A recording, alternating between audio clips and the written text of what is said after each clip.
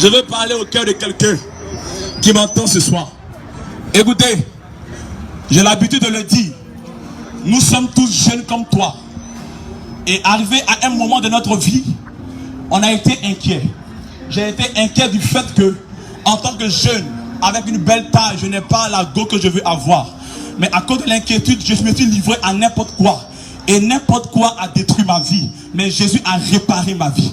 Je vais simplement te dire, ce n'est pas parce que tu habites dans le salon de papa et que les choses sont bizarres que tu vas accepter n'importe qui vient vers toi.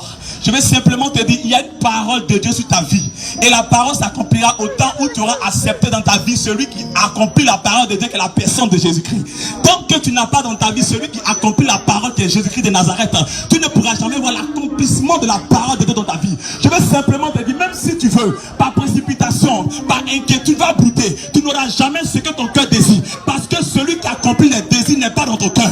Lorsque celui qui accomplit les désirs est dans ton cœur, il est capable d'assouvir tes désirs.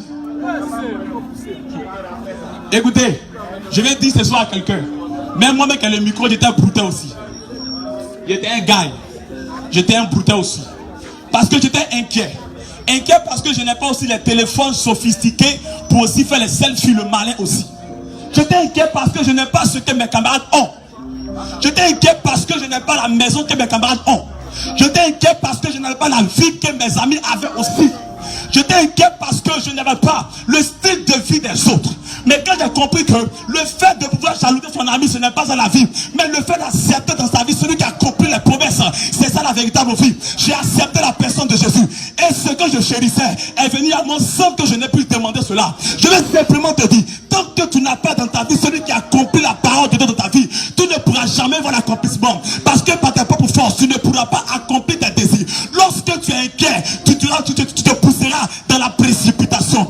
Beaucoup sont précipités, pas parce que Dieu le veut, mais parce qu'ils sont inquiets de leur destinée, inquiets de leur vie. Ils ne savent pas ce qui arrivera le lendemain. Mais la Bible m'enseigne, ne vous inquiétez de rien, ne vous inquiétez de rien, ne t'inquiète pas de ce que tu porteras, de ce que tu mangeras, parce que Jésus-Christ est celui qui pourvoit à nos désirs, à nos besoins. Je vais simplement te dire, lorsque tu es inquiet de ta destinée, tu vas te livrer à n'importe quoi.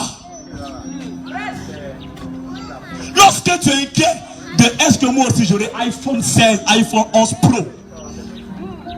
Quand tu es inquiet de est-ce que j'aurai aussi 2 millions, 20 millions, le marabout va te présenter les 20 millions.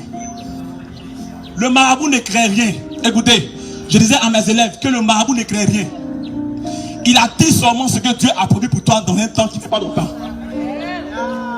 Parce que ce n'est pas lui qui crée la destinée, c'est Dieu qui crée la destinée.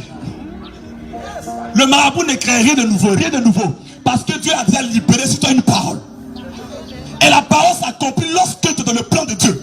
Le marabout va faire seulement, il va attirer ce que tu devais avoir en 2040, en 2020. C'est tout. C'est pourquoi, lorsque tu gaspilles ce que tu devais avoir dans les années plus tard, et que tu gaspilles ça aujourd'hui, dans l'année à venir, tu es pauvre parce que tu as gaspillé ce que tu devais avoir l'année plus tard.